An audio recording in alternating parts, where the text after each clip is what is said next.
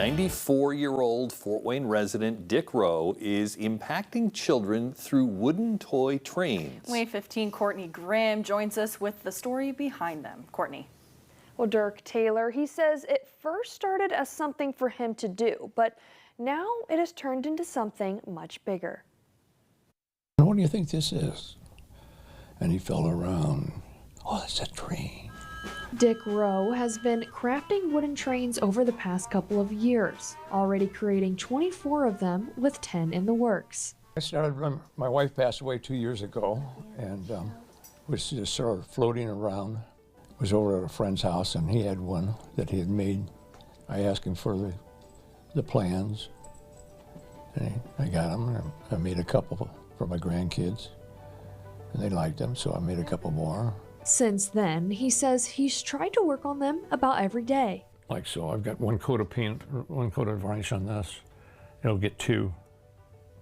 I sort of like this pattern. That grain, isn't that cool? It takes 3 weeks maybe to make a train, and when you're making 9 at a time or 10 at a time, it's quite a bit longer, but it keeps you busy. But these aren't just trains that sit upon a shelf. Children enjoy them from all over, from Las Vegas to Atlanta, and especially right here in Fort Wayne. Got 3 of them out at church, a couple of them over at Parkview Hospital, Lutheran Hospital. On top of this, he doesn't accept any monetary donations and encourages people to send those donations to pediatric children's hospitals. It's strictly up to them. If they feel like they want to donate, that's fine. If they don't, that's fine too. It's really gratifying if they do donate, because it's something that some of the people need. Making these trains not only gives him something to do, but in turn means everything to impact children. Well, that was the purpose of the whole thing, is that if I can get a kid to smile,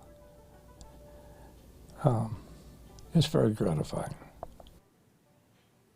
He says he's currently working on 10 more and hopes to finish 2 of them soon. Courtney Grimm, WANE 15 News.